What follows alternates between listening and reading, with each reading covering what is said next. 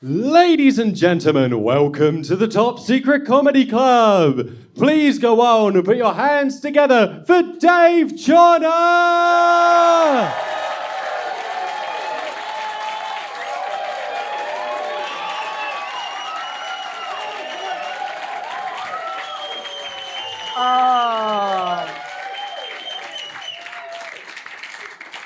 Thank you so much for that spontaneous round of applause. No, genuinely, thank you so much for being here. I really appreciate that. Are you all well? Yes! Very excited to have you here. This is a filming of my wonderful show, Philosophy. Very happy to be here. Give me a cheer if you know what this show is about. Yeah. One person. Yay! It's going to be a long show. Give me a cheer if you've got no idea what the show is about. Yeah. They all sound a lot happier. This is a show all about the history of Western philosophy. Because I'm a prick. And it's something that I love. I wanted to do a show about philosophy because I was never given the option to study philosophy when I was at school. Because back then I just went to a normal state school and it wasn't on the syllabus. And things were like different back then because I'm getting on. Because I'm going to be 50, in 18 years' time. So that's it's just how time works, isn't it, really? But back then, philosophy wasn't on the syllabus. It was actually my English teacher that got me into philosophy. And her name was, and this is genuinely true, by the way, her name was Miss Cocaine. She was the only teacher everyone wanted to get lines off, right? And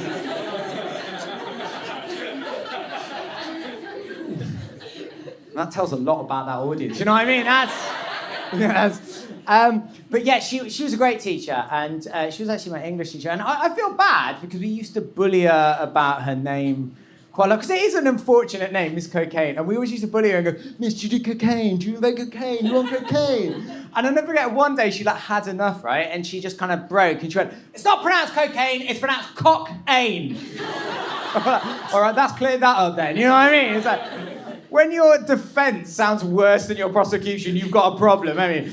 But she was a brilliant teacher because she did something that humbly and respectfully I don't see as much anymore. She taught us how to think rather than what to think. And I think in an age of information and misinformation, critical thinking skills are now more than ever important. And one of the ways that she got us to think was she set up Debate Club. And Debate Club was a lot like Fight Club. Only for people who got bullied and had allergies, right? It was a lot of inhalers at Debate Club. And I loved it, because of course the first rule of Debate Club was tell everyone about Debate Club. It's really hard to get people to come along. But I was very good at it because I realised that if you say to a load of teenagers, do you want to come to Debate Club at lunch? They go, no, you fucking square. And then if you turn around and go, oh, it's your loss, we've got cocaine. And then, whoop, they'd be there like a shot. And I loved it because it was a safe space for us to debate stuff. It was a safe space for us to come up with ideas and play devil's advocate. And Miss Cocaine saw that I loved philosophy so much that she said, you know what, have you ever thought about studying at university? And I hadn't. So I decided to go on an open day to the University of Southampton. And as soon as I saw that the motto of the department was, philosophers do it deep, I was like, wow, I have to go here. Subsequently, they don't. There's a lot of virgins, me included. And I love that. I love Southampton for that, because I think Southampton was a university that didn't take itself too seriously.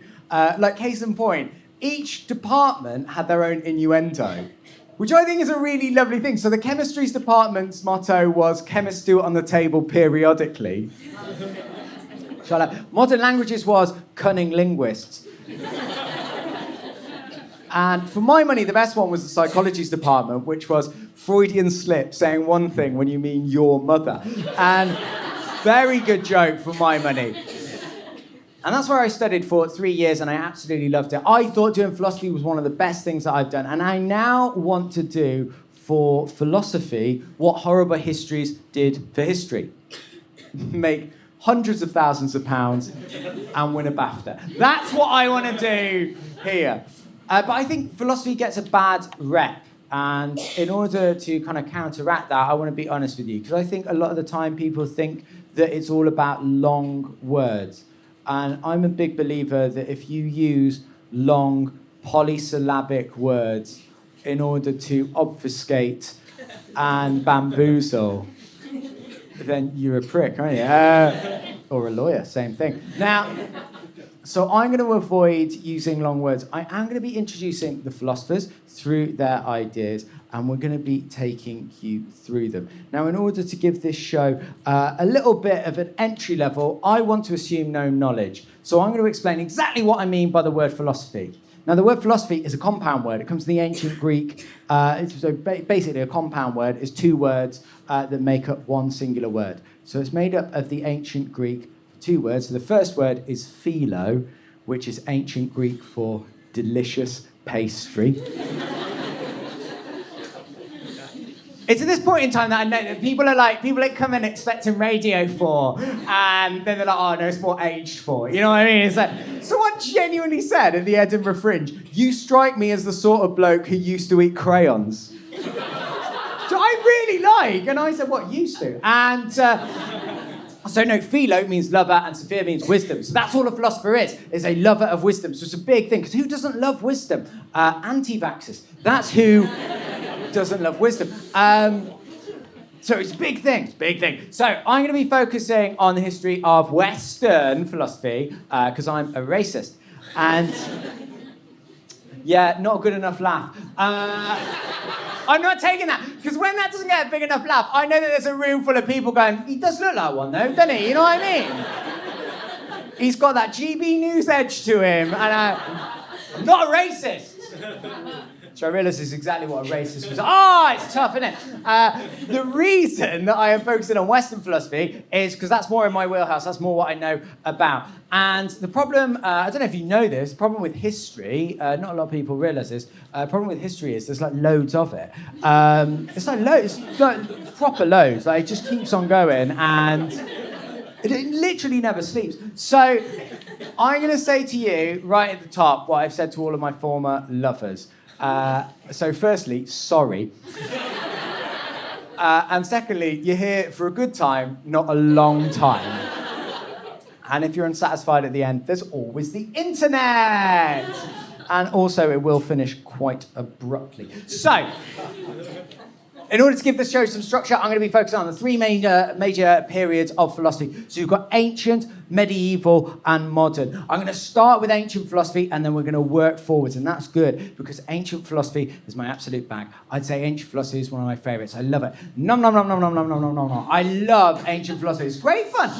It's lovely stuff. And even within ancient philosophy, it's broken down into two periods. So you have the pre-Socratics and the Socratics. Now, all pre-Socratic means is before Socrates, but they didn't want to call it that because that would literally spell BS, wouldn't it? It's in the same way that we call it before Christ, because if we called it before Jesus,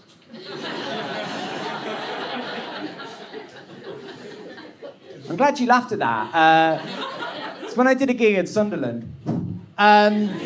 It's like, guys, it's the same initials as Boris Johnson, isn't it? So, and then their eyes lit up there. Very racist town. Now, footnote to this show is I don't like Sunderland, and I just realised this is being recorded. So, already had to go anti-vaxxers, so they're big. Anyway, so the pre-Socratics literally mean just before Socrates, and it would be really easy, it'd be really lazy of me to say that the pre-Socratics were stupid, they didn't know anything. They absolutely weren't. That is not true. The pre-Socratics were actually some of the most intelligent people out there. So you had people like the atomists who knew about the atom thousands of years before we ever saw it. There were philosophers that knew that the sun was the centre of the universe 2,500 years before Copernicus. There were philosophers that knew that the world was spherical, which is something that flat earthers still struggle with to this day. All of them, all around the globe. And the pre-Socratics were not stupid, but the pre-Socratics were mental. And that's That's why they are my favourite. I've only got time to focus on two. I'll give you two of my favourite. The first one is a guy called Chrysippus. Now, Chrysippus was a Stoic who died of laughter. Now, that is hilarious, and I will explain why. Shocking that someone once said that I'm patronising, isn't it? Now, a Stoic is someone who literally doesn't show emotions or feeling. So for a Stoic to die of laughter, that's a bit like Prince Andrew dying of shame. You know what I mean? Like, I didn't know that was... How is that possible, right? But also one of the things that I love, to add a little bit of colour in this story, is what he died of laughter at. Because when you bear in mind, like, dying of laughter is like, that's quite a high bar. Like, you know, to die of, like you literally die of paroxysms of... Like, I've been doing this job for a while, and I've never killed anyone, right? Like, I've wanted to in Sunderland, but I've never... killed anyone. So everyone's like, oh my God, what is so amazing? What is so incredible? What's so so funny that he died of laughter? Chrysippus just saw a donkey eating a plate of figs. That was literally all it was. And you kind of think ancient Greek comedy would have been a lot easier to write. You just have an ass and some dried fruit and people are like dying in the aisles. But he's not my favourite. My favourite guy was a guy called Diogenes. Now, Diogenes lived in a barrel, pissed in public, and wanked in the street. Or as we call him now, a bloody legend. And, that was 2,500 years before the Me Too movement, so that's fine. And he was a very acerbic character. Diogenes actually hated Socrates. And there's a famous story that I am going to tell you that I really love, because Diogenes thought that Socrates was really plumped up and full of his self-importance. And one of the reasons I love ancient philosophy so much was it wasn't done in university campuses, it wasn't done in lecture theatres. Philosophers were people that would travel town to town, they would invite people to their talks, they would invite them to sit down, they'd talk for about an hour, they'd make them think, they'd perhaps make them laugh, and then at the end, they would ask for a little bit of a donation. So I can't imagine a job like that existing nowadays, and neither can my agent. So I thought it was really good. It was really good. They used to have these at market stores, etc. And one day, Socrates was wanking on. He was full of his own self-importance. And he said, man is nothing but a featherless biped, right? All that means is that chicken and men are exactly the same. The only difference is the feathers. And everyone went, BS. And he went, what, before me? And they said, no, that only gets a laugh if it went down well first. And no one liked it first. Anyway, so it's very meta. And... they said, no, bullshit. Man is not the same as chickens. And to prove that Socrates was wrong, Diogenes waited until Socrates' next lecture, where he turned up with a chicken that he'd taken every single feather off, and he threw it into Socrates' face, shouting, behold, I give you man! And I just think that internet trolls have gotten well lazy nowadays. Like, you don't get that on TikTok, you know what I mean? But we're going to start proper with Socrates. Now, a lot of people say Socrates was the big dog, and I say, no, that was Cerberus, wasn't it? You fucking nerds. Well done. Again, in Sunday... No, so... a lot of people think Socrates was like really clever. I don't think Socrates was clever at all, because Socrates never made any notes. His reason is he said that the spoken word was inferior to the written word, which is inferior. So speaking words, good. Writing words, bad. Which I'm kind of with him on that one. I do think that holds a lot of truth, a lot of matter. Like, I don't like that we live in a society where everything is recorded and you've got to keep record of everything. I feel that way, but HMRC beg to differ. They're very strong on that as well. What I'm saying is, please donate in cash. Please do. Or if you donate, please put it as an Amazon order. So that's... no. And... no. So Socrates... Is he joking? No, absolutely not. Now... again, it's on film. It doesn't work, does it? Now, one of the things that Socrates was very good at is he taught loads of different people. And Socrates actually taught Plato, who I would say is his greatest achievement. Now, Plato was a very intelligent guy. Plato wrote not only his own stuff down, but he wrote down Socrates' as well. Double the book deal, right? Very clever man. But also, Plato set up his own school. It's called the Platonic School. And in the Platonic School, his followers barely had any tuition. They barely made any money, and they never had any sex, which is something that most philosophy students still follow to this very day. And Plato wrote The Republic. You might have heard that's his most famous book, which is all right. It's okay. Like, it's all right. It's not 50 Shades. You know what I mean? Like, it could do with a few sword fights and car chases. But one of the most interesting things I am going to focus on that is written in The Republic is that Plato is against democracy. Ooh. And people think, oh no, democracy is great. There are some big flaws with democracy. But before I go any further, I want to make it absolutely clear that two things. Firstly, this bit storms in Moscow. They love it. They love it there.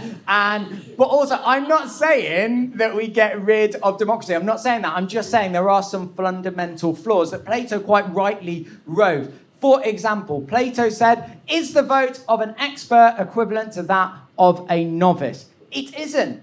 Anyone that knows more, actually, it's not an equivalent vote. I've always said the problem that I have with democracy is that people like me can vote, right? I shouldn't be able to vote, right? I'm embarrassed to tell you this. I voted for Jeremy Corbyn in the last election because he looks a little bit like Obi-Wan Kenobi, right?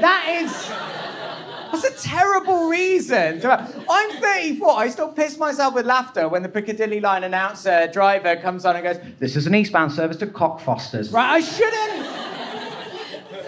I shouldn't be allowed the vote. And I don't think it's only me as well. I think we should take the vote off more people. Anyone that's been bad. And I realise that if you go into prison, you can have your vote taken off you as well. But I think we need to build a society of good people. So I think you need to have your vote taken off you. Anyone that's ever owned a live, laugh, love sign, no vote for you. Anyone that stands on the left-hand side of the escalators, no vote for you. Anyone that ever wears sunglasses indoors, I don't care if you're blind, no vote. Anyone that has ever owned a reptile, not only no vote, but should be on a register. You know what I'm saying? I'm not saying we ban it, I'm just saying you need to keep a tab on these people. You know what I mean? Like, it is a red flag, isn't it? I would also say, if we're gonna be truly democratic as well, I think that it shouldn't just be one person in power for 4 years. I think we should all kind of switch it up. I think that we should all have a go at being Prime Minister for a week. You know, it's what Liz Truss did, so I don't see why we shouldn't. I would also go further as well, because I think the problem that I have with democracy is, let's call it what it is. Democracy is just a popularity contest. That is all it is. You can hide behind words, you can hide behind litigation, etc. It is just a popularity contest. And the problem with that is the right decisions are not always the popular decisions.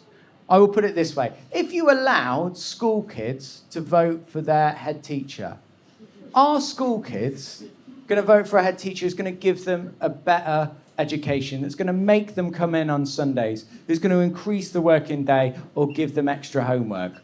Or are school kids going to vote for a head teacher that allows them a lie-in, gives them 2-hour lunch breaks, and lets them go home early? Of course it's going to be the latter, and no one wants that because it means that all our school kids would become French.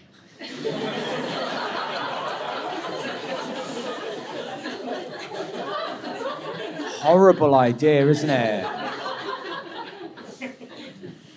I'm just saying that it is not absolutely perfect. I'm also saying I only realised that I wrote this show while watching Emily in Paris. And I go really hard on the French. I don't know why. They make a lovely croissant, but I watch out for that. That's all I'm saying. But I think it's a fair point. Is the vote of an expert equivalent to that of a novice? Absolutely not. It makes no logical sense. And logic is where we come to next with Aristotle. Now, Aristotle, he is one of my favourite philosophers. Absolutely love Aristotle. He created logic. So there was no logic up until this point. Madness. There were just people dying of laughter because a donkey had eaten some shit and like boiled chickens flying around. Madness. And Aristotle came in and he said, all right, lads, what we need to... Like, I'm paraphrasing it. It wasn't from, like, Billericay, you know. But he came in and he said, all right, lads, what we've got to do is get a little bit of logic. Logic, oh, nice. It's a good idea, isn't it? Good idea, like logic. Basically, if two sentences are valid, you pop them together, the conclusion must be valid as well. Very good idea. Problem with logic, though, is... Are we all rational, logical people? I would argue not. I would say there are things that come into it, such as mood, such as geography, such as power, such as different dynamics. I will give you an example of this. I used to live with a wonderful guy who was too logical. Now, I never thought this was a problem before. He was too logical. I'll give you an example of why he was too logical. We were once watching telly, and an advert for the Battersea Dogs and Cats Home came on the TV, and it said, here at the Battersea Dogs and Cats Home, we never put a healthy dog down. And my housemate turned to me and he went, terrible advert. And I said, why is that a terrible advert? It's got a cat, it's got sad music, it's good. He said, where's my motivation to donate?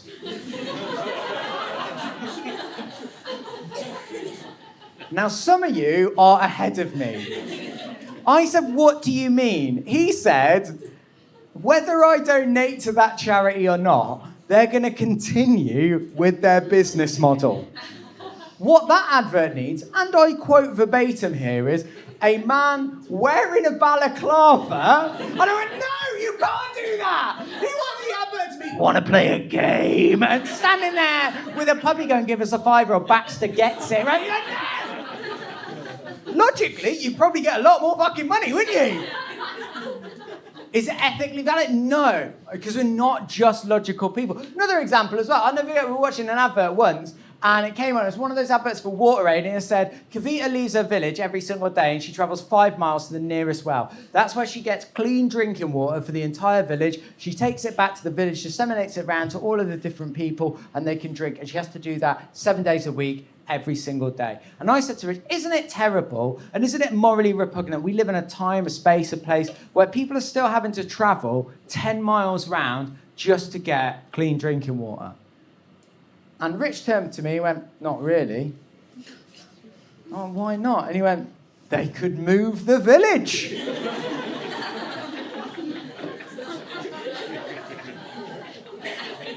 I said, you what? He went, move the village next to the well. And then, like he'd solved all third world hunger, stood up and went, you're welcome, and stormed out.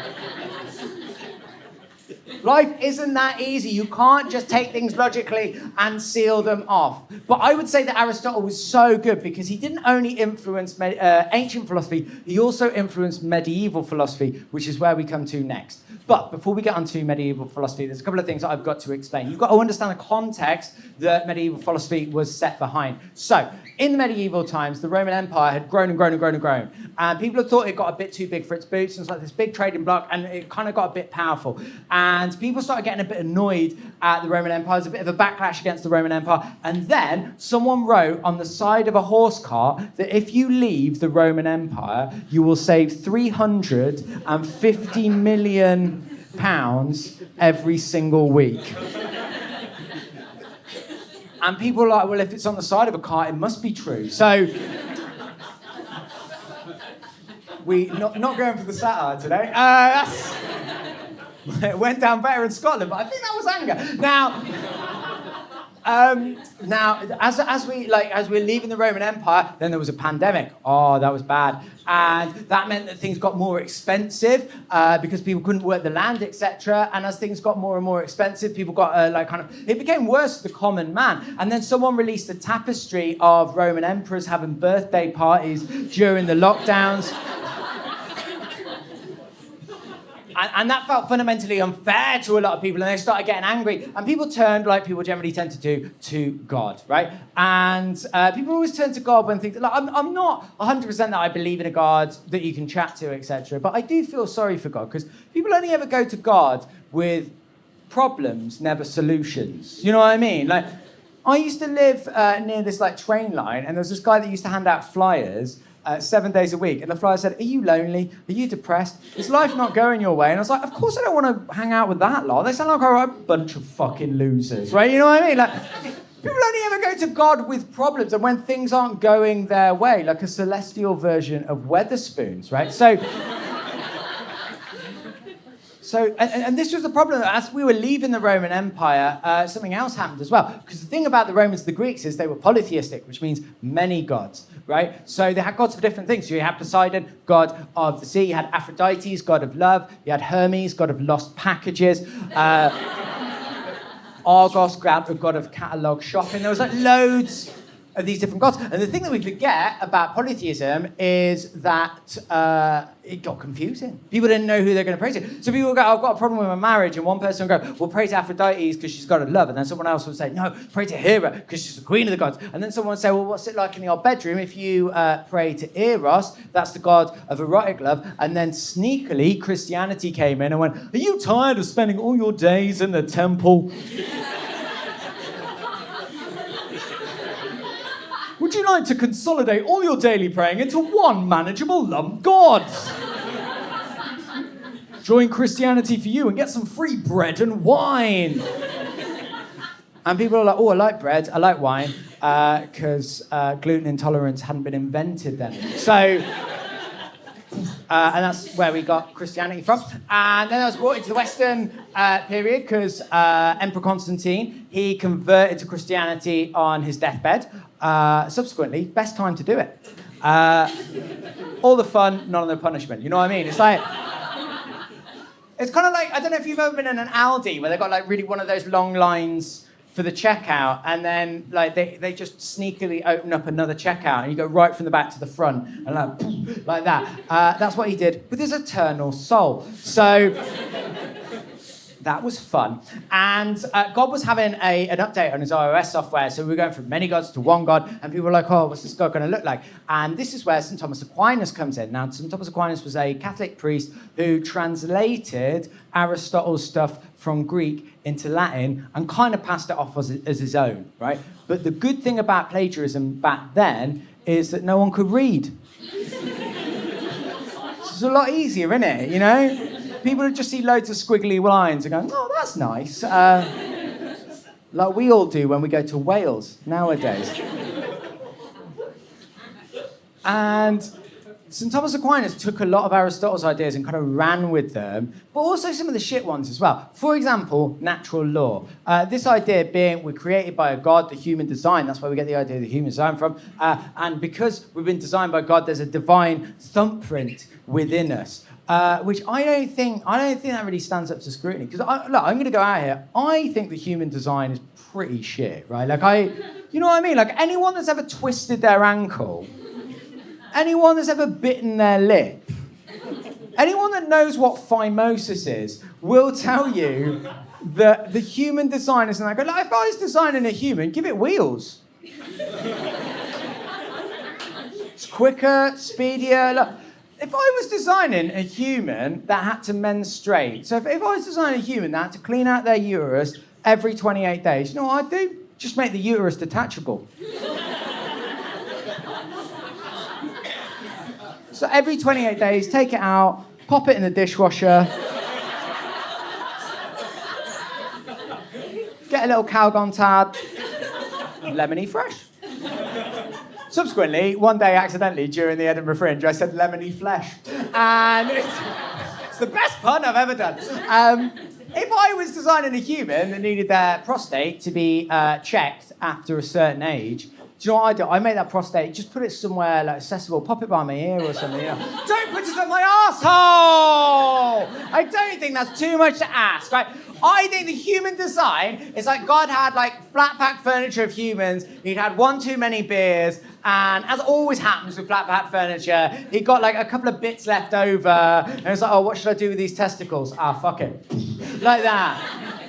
They make absolutely no fucking sense at all, the human design. And it also, one of the problems that we have with human design is that different cultures see things in different ways. What I mean by this is if we have that divine thumbprint, then surely there should be no need for any moral code. We should all understand things as they are, but we know that's not true. There's a problem that's lodged at moral relativism. That, for example, what one person calls stealing, the British Museum calls an exhibit, doesn't it? So doesn't explain why bad things happen. And that was a problem for another medieval philosopher. He was called St. Augustine of Hippo. And that was his name. I'm not fat shaming. And he actually wasn't fat. He was actually a very hungry hippo. And what am I doing with my life? Now, he was an interesting guy. He wanted to know why good people do bad things, like put kale in smoothies. And no one likes it. I don't want a soup. And he wanted to know why good people do bad things.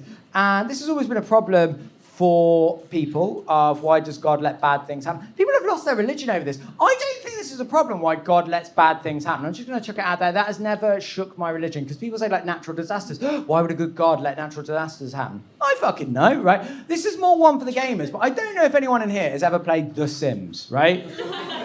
Right? If you don't know what The Sims is, because that's all we are to God, is The Sims, right? If you don't know what The Sims is, it's a virtual reality game, and what you do is you spend ages creating your being, you put the prostate somewhere fun, and then you build their house, their life, and then they stand outside fucking railway stations going, oh, I'm lonely, I'm depressed, and it gets a bit boring, so you burn the fucking house down! That's all natural disasters are. God's doing control out delete, right? That's not what St. Augustine of Hippo said. What St. Augustine of Hippo said was something even more mental. St. Augustine of Hippo said that bad deeds were just good deeds in disguise. So he said that we always try and do the good thing, but like sometimes we can just get a bit mistaken, which is, it's like something a yoga mom would say. You know what I mean? It's like, it's very lovely, very naive. You know, I'm just going to go out on a limb here, and I'm going to say that I think the Holocaust was more than a boo-boo. So it doesn't hold up to scrutiny. It doesn't seem to make any reasonable sense. And reason is where we come to next. So we're now into the modern era, which was symptomized by rationalism and empiricism. Now, when I talk about modern philosophy, we're actually talking as far back as the 1600s. So philosophically speaking, Dua Lipa and Vivaldi are both modern music, right?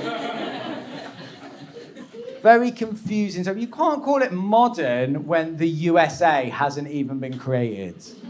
That's just better, isn't it? So, and I've always hated misleading terms, things like fun run. So, free show. So I don't like that. So, this is where we get rationalism and empiricism, and this is where we get Immanuel Kant. He came into the fray. Now, Immanuel Kant was 5 foot tall, he had a concave chest and a deformed shoulder, which is how most people feel after they've read his stuff. He's a very intense guy. And I'm not going to dick on like Kant or anything. Like, I'm sure he's very smart in that, but his only job was to write things so that years later people will be able to read them and go, oh yeah, I know what he's on about. And if 200 years later people are still going, yeah, I'm not sure what he means by that, he hasn't done a good job, has he? But one of the few good things that for my money, that Kant did do is he broke rationalism and empiricism to a priori and a posteriori statements. So a priori statements are things that we know prior to experience, whereas a posteriori things are things that we know post-experience. For example, so an a priori statement is it's a train station. Logically, you know that. However, an a posteriori statement is something you learn through experience. So you know logically it's a train station, but your experience tells you it's a Sunday, it'll be a replacement bus service. And I've already had a go at logic, so I'm not going to labour that point too much. But also, let's face it, experience isn't perfect either, is it? You know, sometimes things can look smaller than they are if they're further away or if there's a draft in the bedroom. And it's not the size anyway, it's how you use it. So this idea of the senses being deceived was a problem for Descartes. Now, Descartes was French, but that wasn't his fault. Again, Emily in Paris. So he was a philosopher, and he turned philosophy on its head because he said, how do I know that I exist? And the philosophical implications for that were huge. Because if I don't exist, why am I collecting nectar points, right? It's a lot of questions that haven't been answered.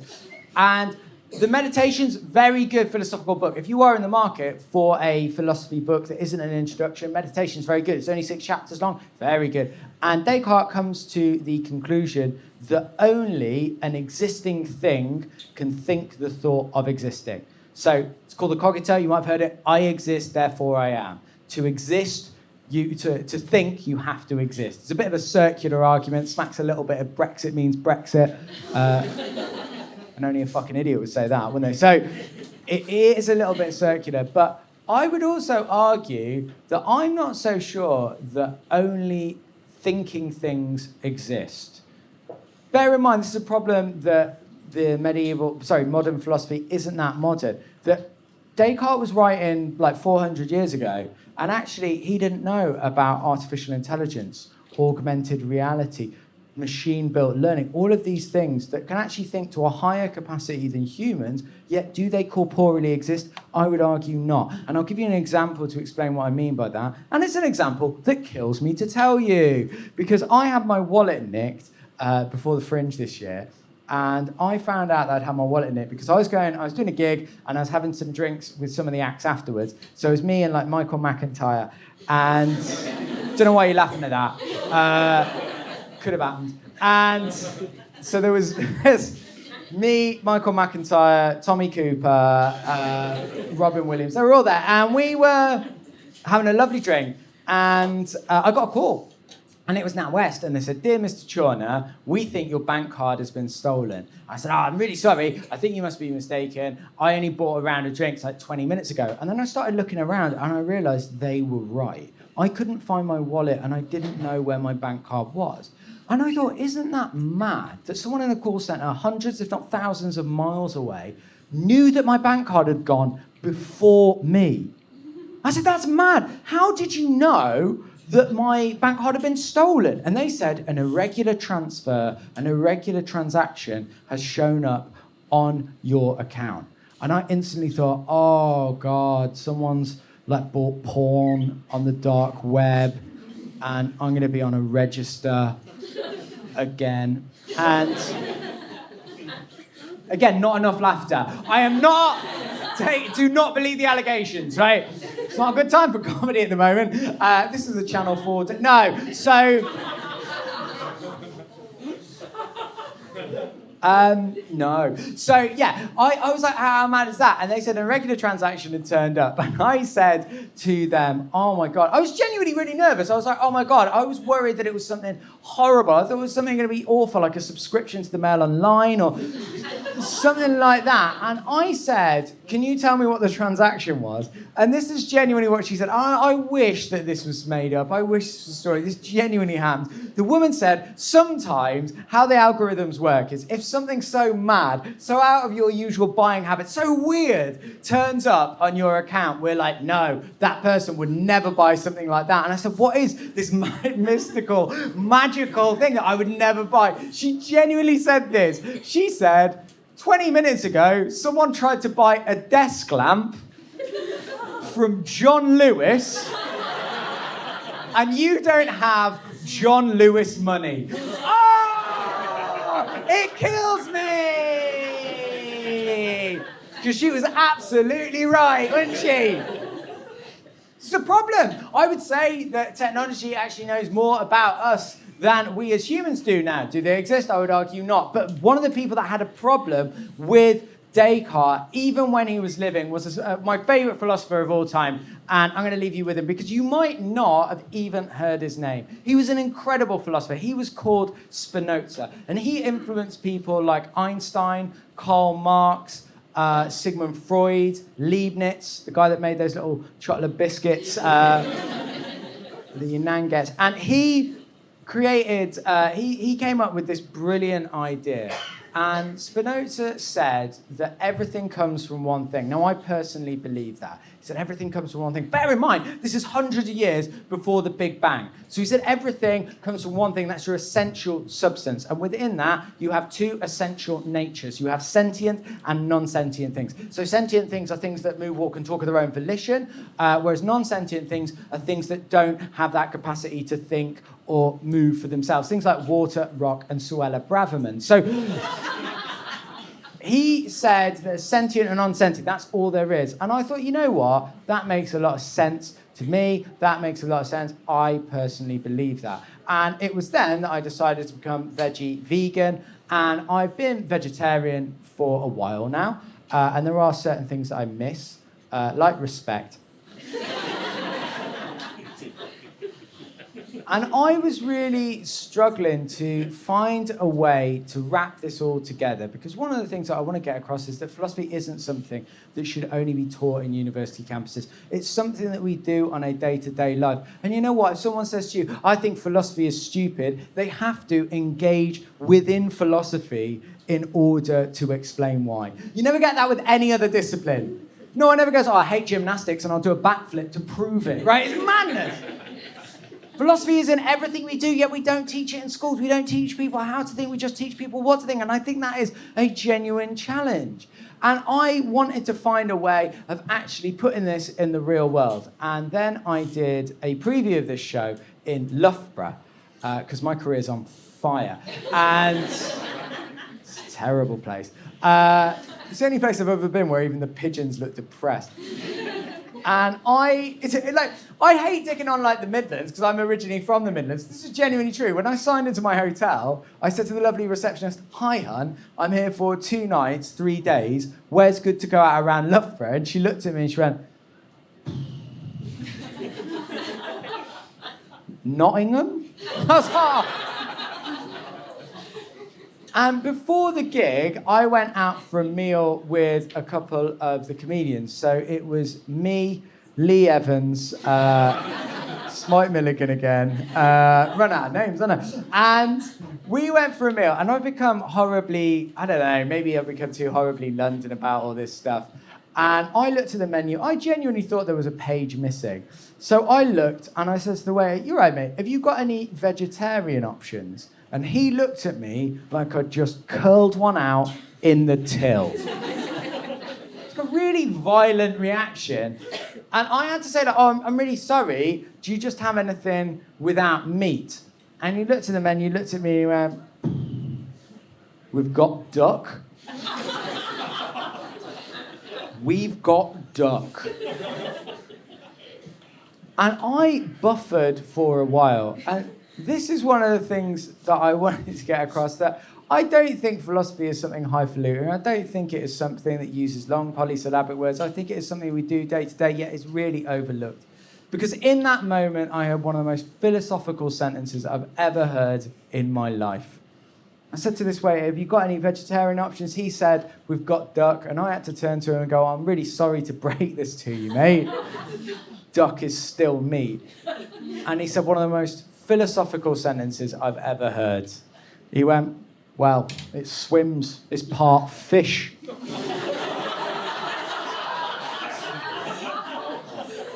And in that moment, I realised I'd had my own Diogenes moment. He might as well have got a duck breast out of the freezer, thrown it at me and gone, behold, I give you fish! And I thought you can get so up your own arsehole about philosophy, but you know what? It's one of the most down-to-earth things we do, one of the most overlooked things we do, and that is why I think high time it is a renaissance, that it gets the attention it deserves. So thank you so much for coming, my friends. That's been the show. I hope you have a great rest of the evening. Thank you very much, and goodbye! Thank you very much.